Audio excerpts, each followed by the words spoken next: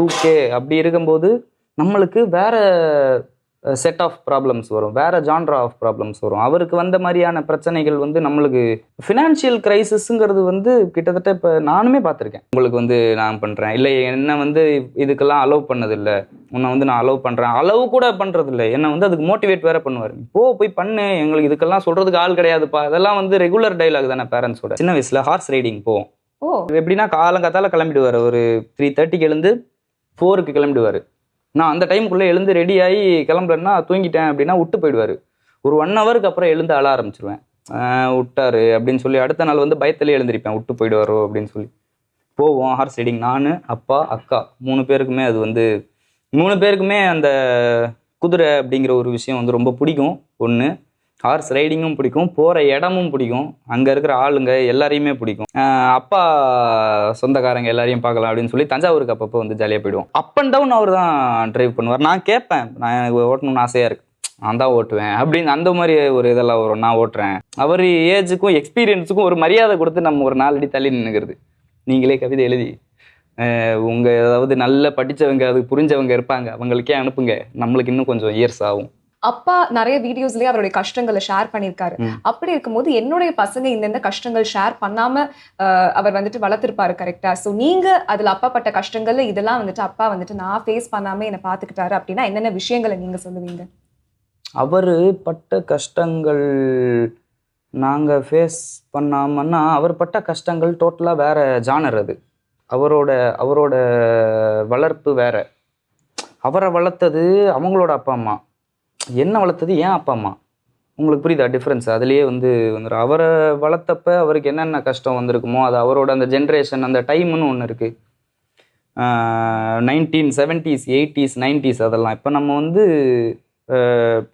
2K அப்படி இருக்கும்போது நம்மளுக்கு வேற செட் ஆஃப் ப்ராப்ளம்ஸ் வரும், வேற ஜான்ரா ஆஃப் ப்ராப்ளம்ஸ் வரும். அவருக்கு வந்த மாதிரியான பிரச்சனைகள் வந்து நம்மளுக்கு எப்படி இந்த ஃபினான்ஷியல் கிரைசிஸ்ங்கிறது வந்து கிட்டத்தட்ட இப்போ நானுமே பார்த்துருக்கேன். இப்போ அப்படி இப்போ ஆக்டரோட ஃபேமிலி ஆக்டர் பையனா அப்படி ஆஹா ஓகோன்லாம் எப்பயுமேலாம் இருக்க மாட்டாங்க. அவங்களுக்கு பின்னாடி கஷ்டங்கள்லாம் இருக்கும். அது வந்து எல்லாருக்கும் தெரியாது. அவங்களுக்கு தெரிஞ்சது வந்து இப்போ ஒரு வருஷத்தில் ஒரு என்ன சொல்கிறது, ஒரு 12 மாதம் இருக்குன்னா ஒரு மாதம் மட்டும்தான் அவங்க கண்ணுக்கு, அதாவது பப்ளிக்கோ ஆடியன்ஸோ யாரோ பார்க்குறவங்க, ஒரு 3rd person அவங்க கண்ணுக்கு தெரியும்.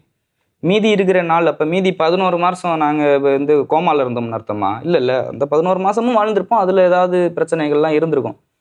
அவர் பார்த்த மாதிரியான பிரச்சனைகள் நாங்கள் பார்த்ததுங்கிறது வெரி சிமிலர். பட் வந்து பார்க்க விட்டதில்லை.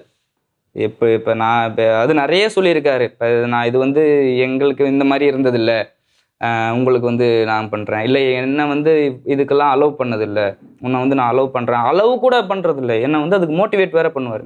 போய் பண்ணு, எங்களுக்கு இதுக்கெல்லாம் சொல்கிறதுக்கு ஆள் கிடையாதுப்பா. அதெல்லாம் வந்து ரெகுலர் டைலாக் தானே பேரண்ட்ஸோட. எங்களுக்கு வந்து ஹெல்ப் பண்ணுறதுக்கு ஆள் கிடையாது, சொல்கிறதுக்கு ஆள் கிடையாது. அவர் சொல்கிற ஹெல்ப் அப்படிங்கிறது வந்து நான் சொல்கிறேன்ல, மீன் பிடிக்க கற்றுக் கொடுக்குறது தான் அவர் சொல்கிற ஹெல்ப். மீனை பிடிச்சி கொடுக்க மாட்டார். இது வரைக்கும் இன்டர்ஃபியர் ஆனதே கிடையாது. நான் எவ்வளவோ கதை கேட்டிருக்கேன், இப்போ என் கூட உட்காந்தது கிடையாது அவர். அப்போ அவ்வளோ ஃப்ரீடம் எனக்கு கொடுக்கும்போது ஒரு ரெஸ்பான்சிபிலிட்டின்னு என் ஷோல்டரில் ஏறுது இல்லை, மிஸ்யூஸ் பண்ணுறக்கூடாது அப்படிங்கிறது. அதுதான் அவர் வந்து கொடுக்குற மேட்ரு. அது ராங்காக போகிறதுக்கு வாய்ப்பே கிடையாது. அந்த ரெஸ்பான்சிபிலிட்டிங்கிற மேட்ரு வந்து நம்ம தப்பாக போகிறதுக்கு வந்து வாய்ப்பே கிடையாது. உன் லைஃப்பில் நீ எப்படி வேணா இருந்துக்க அப்படின்ட்டார். நீ என்ன வேணா பண்ணிக்க, எப்படி வேணா இருந்துக்க, உனக்குன்னு ஒரு பிரின்சிபல்ஸ் வச்சுக்க அப்படிங்கிறது. இப்போ நான் வந்து இப்போ முக்கால்வாசி அவரோட லெசன்ஸ் தான் என்னோட வேர்ஷன். நம்மளுக்குன்னு ஒரு தனி இது இருக்கும்ல. அவரும் ஒன்றும் பெருசாக புலம்பெல்லாம் மாட்டாருங்க. நான் தான் சொல்கிறேன்ல, அவருக்கே தெரியும் இப்போ அவருக்கு கிடைச்ச அப்ரிசியேஷன்ஸ் எல்லாமே அவரோட லைஃபால் தான். அப்படிங்கிறப்ப இப்போ வைஸ் மென் வந்து எல்லாம் புலம்பெல்லாம் மாட்டாங்க, சந்தோஷமாக தான் ஏற்றுப்பாங்க. நாங்கள் ஜாலியாக தான்ப்பா இருந்தோம், நாங்கள் சைக்கிள்லேயே இங்கேருந்து அங்கே வரைக்கும் போவோம், அப்படிங்கிறதெல்லாம் புலம்பிலாம் சொல்ல மாட்டார், ஜாலியாக தான் சொல்லுவார். அவருக்கும் பெருசாக எதுவும் பிரச்சனை வந்த மாதிரி எனக்கு தெரில. பிரச்சனைலாம் இருந்திருக்கு, அதை அவர் பிரச்சனையாக எடுத்துக்கல, நம்ம எடுத்துக்கிறது தானே. அப்படி பிரச்சனை இல்லாத ஆளே கிடையாது. எனக்கும் அந்த மாதிரி நிறைய பிரச்சனை வந்திருக்கு. பட் அவர் சொல்லி கொடுத்த லெசன் என்னென்னா, அதெல்லாம் பிரச்சனையாக நீ பார்த்தா தான் பிரச்சனை, நீ பாட்டுக்கு ஜாலியாக போனால் ஒரு பிரச்சனையும் கிடையாது. நீங்கள் கேட்ட கேள்விக்கு நீங்கள் 2 பேர் லைஃப்லையும் பிரச்சனையே கிடையாது, 100% சந்தோஷமாக தான் இருக்கும் அப்படிங்கிறதா பதில். Sportive approach. ஆனா நிஜமாலே அது இட்ஸ் சம்திங் நாங்க எல்லாருமே ஃபாலோ பண்ணிக்க கூடிய வேண்டிய ஒரு விஷயம். யார் வேணா ஃபாலோ பண்ணலாம். ஒரு பிரச்சனையா பார்க்காம அதை ஒரு பிரச்சனையா பார்த்தா தானே அது ஒரு ப்ராப்ளமாவே தெரியும். இல்ல அப்படின்னா அதுல ஜாலியா இது பண்ற வேண்டியதான். அப்ப ஒரு ப்ராப்ளம் தெரியலன்னா சாய்ஸ்ல விட்டுருவோம்ல, அந்த மாதிரி விட்டு போக வேண்டியதான். இப்போ நீங்களும் அப்பாவும் சேர்ந்து பண்ணியிருக்கிற விஷயங்கள் லைக் ஒரு செரிஷ்ட் மெமரியா இருக்கட்டும், இல்லை நீங்க 2 பேருமே சேர்ந்து செய்யற ஒரு ஹாபியா இருக்கட்டும், அது ஏதாவது ஷேர் பண்ண முடியுமா? நாங்க வந்து ஹாபி அப்படின்னா சின்ன வயசுல ஹார்ஸ் ரைடிங் போவோம். ஓ, வேளச்சேரியில மெட்ராஸ் ரைடிங் ஸ்கூல் அப்படின்னு ஒரு இடம் இருக்குது. சூப்பராக இருக்கும். அங்கே வந்து எல்லாரும் எங்களுக்கு க்ளோஸ். ஒரு எப்படின்னா காலங்காத்தால கிளம்பிடுவார். ஒரு 3:30க்கு எழுந்து 4க்கு கிளம்பிடுவார். நான் அந்த டைமுக்குள்ளே எழுந்து ரெடி ஆகி கிளம்புறேன்னா தூங்கிட்டேன் அப்படின்னா விட்டு போயிடுவார். ஒரு 1 ஹவருக்கு அப்புறம் எழுந்து அழ ஆரம்பிச்சிருவேன். விட்டாரு அப்படின்னு சொல்லி அடுத்த நாள் வந்து பயத்திலே எழுந்திருப்பேன், விட்டு போயிடுவாரோ அப்படின்னு சொல்லி. போவோம் ஹார்ஸ் ரைடிங். நான், அப்பா, அக்கா 3 பேருக்குமே அது வந்து 3 பேருக்குமே அந்த குதிரை அப்படிங்கிற ஒரு விஷயம் வந்து ரொம்ப பிடிக்கும். ஒன்று, ஹார்ஸ் ரைடிங்கும் பிடிக்கும், போகிற இடமும் பிடிக்கும், அங்கே இருக்கிற ஆளுங்க எல்லாரையுமே பிடிக்கும். இப்போ என்னன்னா நான், அப்பா, அக்கா 3 பேருக்கும் வந்து ஹார்ஸ் ரைடிங்னா ரொம்ப பிடிக்கும். குதிரைனா பிடிக்கும், அனிமல்ஸ்னாலே வந்து பிடிக்கும். அப்படி இருக்கும்போது சரி ஓகே எல்லாருக்கும் பிடிச்ச விஷயம் அப்படிங்கிறதுனால ஒரு ஜாலியாக காலைல வந்து காரில் அப்படியே கிளம்பி போவோம் காலங்காத்தால். அதை முடிச்சுட்டு எப்படின்னா காலையில் எழுந்த உடனே எங்களுக்கு வந்து சந்தோஷமாக இருக்கிற விஷயத்த பண்ண மாதிரி நாங்கள் அப்போ வந்து ஃபுல் சாட்டிஸ்ஃபைடாக ரிட்டன் வீட்டுக்கு வந்து அதுக்கப்புறம் கிளம்பி ஸ்கூலுக்கு போகணும் அப்படிங்கிறப்ப என் மூஞ்சி எல்லாம் மாறுன்னு மாறிடும். அக்கா வந்து ஜாலியாக கிளம்பி போயிடுவாங்க. படிக்கிறவங்க, நம்மளுக்கு எங்கே அது, நம்ம அப்படியே சரி அப்படியே மூஞ்சி தொங்க போட்டே இருப்பேன். கேட்பாரு காலையில் காத்தால நீ வந்து ஹார்ஸ் ரைடிங்கிறப்ப ஜாலியாக கிளம்பி வரல, அந்த ஜாலிலாம் எங்கே போகுது ஸ்கூலுக்கு போகிறப்ப, நீ ஸ்கூலுக்கு போகும்போது ஜாலியாக இருந்தியா? அப்படி இந்த ஹார்ஸ் ரைடிங்கிறது இப்போ கூட இருங்க, இப்போ இங்கெல்லாம் கொடுத்த அந்த பாருங்க, அவருக்கு வந்து ரொம்ப பிடிச்ச விஷயம் ஹார்ஸ் அப்படிங்கிறது. அது வந்து ஹாபி சொல்லலாம். ஹாபி வந்து நம்மளுக்கு என்ன டைம் வந்து பிடிச்ச விஷயத்துல ஸ்பெண்ட் பண்றது தானே வந்து ஹாபி. அதனால மேஜர் பெஸ்ட் ஹாபி சின்ன வயசுல எல்லா மெமரிஸ் அப்படி இப்படின்னா மொத்தமா வந்து அந்த ஹார்ஸ் ரைடிங்ல தான் வந்து நிற்கும். இப்போ நீங்க அப்பா பத்தி நிறைய சுவாரஸ்யமான விஷயங்கள் சொன்னீங்க. அண்ட் இதுலயே தெரிஞ்சுக்கிட்டோம் தட் அப்பா ஒரு புக் ரீடர் அண்ட் ஹார்ஸ் ரைடிங்க்கு அவருக்கு அவ்வளோ பேஷன் இருக்குது. அண்ட் நீங்க ஃபர்ஸ்டே சொல்லியிருந்தீங்க அப்பாவுக்கு வந்துட்டு ஆக்டிங் இது எல்லாமே தவிர்த்தும் நிறைய விஷயங்கள் வந்துட்டு அவருக்கு பேஷனேட்டா பண்ணுவாரு அண்ட் டேலண்ட்ஸ் இருக்குது அப்படின்னு. ஸோ அதுவும் எங்களுக்கு ஷேர் பண்ண முடியுமா? கார்ஸ்னால் ரொம்ப பிடிக்கும். ஆனால் he is not a speedster.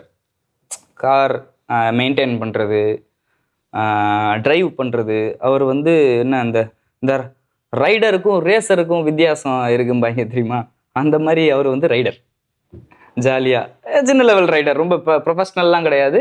But ஆனால் காரு நாங்கள் சின்ன வயசில் வந்து சின்ன வயசுலன்னு இல்லை இப்போ வரைக்குமே கூட ஊருக்கு ஜாஸ்தி டிரைவில் நிறைய ட்ராவல் பண்ணி போவோம். எந்த ஊருக்காக இருந்தாலும் சரி, அதுலேயும் மேஜராக வந்து அப்பா சொந்தக்காரங்க எல்லாரையும் பார்க்கலாம் அப்படின்னு சொல்லி தஞ்சாவூருக்கு அப்பப்போ வந்து ஜாலியாக போயிடுவோம். அப் அண்ட் டவுன் அவர் தான் ட்ரைவ் பண்ணுவார். நான் கேட்பேன், நான் எனக்கு ஓட்டணும்னு ஆசையாக இருக்குது, நான் தான் ஓட்டுவேன் அப்படின்னு. அந்த மாதிரி ஒரு இதெல்லாம் வரும், நான் ஓட்டுறேன், நான் தான் ஓட்டுவேன் அப்படி இப்படின்னு சொல்லி. நம்ம வேறு இடத்துலலாம் அடிச்சுப்பாங்க, நீ ஓட்டு, டயர்டாக இருக்குது, நீயே ஓட்டு அப்படி இப்படிம்பாங்க. இந்த ஃபேமிலியில் வந்து ஃபேமிலியிலன்னு சொல்ல முடியாது, நான், அப்பா, அக்கா 3 பேருக்கும் வந்து நாங்கள் தான் ஓட்டணும் காரு. ஸோ எல்லாருக்குமே காருங்கிறது ரொம்ப பிடிச்ச விஷயம். புக்கு படிக்கிறது டேலண்ட் கிடையாதுங்க, புக் படிக்கிறதுனால தான் டேலண்ட்டு. மற்றபடி டேலண்ட்னா அப்பா வந்து கவிதை எழுதுவார். பட் ரொம்ப என்ன சொல்கிறது, எழுதி வைக்கிற மாதிரிலாம் அப்பப்போ சொல்லிடுவார். சிலதெல்லாம் வந்து டைப் பண்ணி யாருக்காவது அனுப்பிச்சி விடுவார். வேர்ட்ஸில் ரொம்ப ஸ்ட்ராங், லாங்குவேஜஸில் வந்து ரொம்ப ஸ்ட்ராங். நேச்சர் அப்படின்னா ரொம்ப பிடிக்கும். பட் அது இதுக்கு மேலே தான் அவருக்கு அந்த மீன்ஸ் எல்லாம் வச்சு கொடுத்து ஸ்டார்ட் பண்ணணும். சரி நீங்கள் இந்த மாதிரி ஜாலியாக பண்ணிக்கோங்க அப்படின்னு ஒரு ஃபார்மிங் பிளான் பண்ணிட்டுருக்கேன். அதெல்லாம் வெளியே இன்னும் சொல்கிற அளவுக்கு அது இன்னும் ப்ராசஸில் கொண்டு வரல. அந்த மாதிரி நிறைய விஷயம் இருக்குது அவருக்கு. வீட்டு கார்டன் பார்க்கும் போதே தெரிஞ்சது அவர் நேச்சர் லவர்னு. கவிதைன்னு சொன்னீங்களே, அப்பாவுடைய கவிதைகள் வந்துட்டு எனக்கு என்கிட்ட கேட்டுறாதீங்க தயவு செய்து. நான் அது எனக்கு ஞாபகமே இருந்தாலும் அதை நான் சொல்லும் போது ரொம்ப கேவலமாயிடும். வேணாம் ஞாபகம் இல்ல. அவன் எங்க அவர் என்னென்னமோ வேர்ட்ஸ் எல்லாம் வச்சு சொல்லுவாரு, நம்ம அதை போய் மனப்பாடம் பண்ணி சொல்ல முடியுமா? ஏதாவது ஒரு லைன் இல்ல எதை பத்தி எழுதி இருக்கிறாருன்னு அவர் நிறைய விஷயத்தை பத்திலாம். இப்ப என்னங்க டாபிக்காங்க, இப்ப கவிதைனா இப்ப தோன்றது நம்ம வேர்ட்ஸ்ல. நம்மளுக்கு இப்ப நல்லா எழுதணும், இந்த மாதிரி ஃபேன்சி வேர்ட்ஸ் எல்லாம் வச்சு எழுதணும்லாம் கிடையாது. நம்ம எமோஷனை அது வந்து கன்வே பண்ணுதா அதான் கவிதை. அது அவர் எமோஷன் வேற மாதிரி கன்வே பண்ணுவார். நம்ம அதை போய் படித்து அதெல்லாம் சொல்ல முடியுமா? அது என்னென்னமோ வேர்ட்ஸு. அவர் ஏஜுக்கும் எக்ஸ்பீரியன்ஸுக்கும் ஒரு மரியாதை கொடுத்து நம்ம ஒரு 4 அடி தள்ளி நின்றுக்கிறது. நீங்களே கவிதை எழுதி உங்கள் ஏதாவது நல்ல படித்தவங்க அது புரிஞ்சவங்க இருப்பாங்க, அவங்களுக்கே அனுப்புங்க. நம்மளுக்கு இன்னும் கொஞ்சம் இயர்ஸ் ஆகும். நீங்கள் எழுதுவீங்களா? நான் வந்து இல்லைங்க, கொஞ்சம் என்ன சொல்கிறது, இப்போ இது கொஞ்சம் போயிட்டுருக்குது. அப்படி கிரிப்டுன்னு கொஞ்சம் எழுதி அந்த மாதிரி போயிட்டுருக்குது. கவிதைலாம் நான் எழுதி அவன் படிக்க. ஆனால் ஸ்கிரிப்ட்லாம் வந்துட்டு நிறைய எழுதிட்டு தான் இருக்கேன். இப்போ என்ன ஒரே இதுவாக கான்சென்ட்ரேட் பண்ணி எழுத முடியல. இப்போ என்னோட டைரக்டர் இவர் பிரேமண்ணா இந்த மாதிரி நான் எனக்கு தெரிஞ்சவங்கலாம் சொன்னது வந்து அது எனக்கு தெரிஞ்ச ஒருத்தர் வந்து அதில் சூப்பராக சொன்னார். வேணும்னா சிட் டவுன் பென் டவுன் அப்படின்னாரு. சரி ஓகே, உனக்கு என்ன தோணுதோ எழுது, அது லாஸ்ட்டில் வந்து நீ போக அதுவாக ஒரு ஸ்ட்ரக்சர் ஒன்று ஃபார்ம் ஆகி வரும் அப்படிங்கிறதுனால சரி ஓகே ஃபஸ்ட்டு எழுத ஆரம்பிப்போம். அதுக்கப்புறம் ஒரு கதையை பிடிச்சி ஷார்ட் ஃபிலிமோ ஏதாவது ஒன்று எழுதி சரி அதுக்கப்புறம் ஒரு 250 வருஷத்துக்கு அப்புறம் ஒரு படம் டைரக்ட் பண்ணுவோம் அப்படின்னு சொல்லி இருக்கேன். 250 இயர்ஸ்ல 250 இயர்ஸ் இல்லை, 2 கூடிய சீக்கிரம். சரி சூப்பருங்க.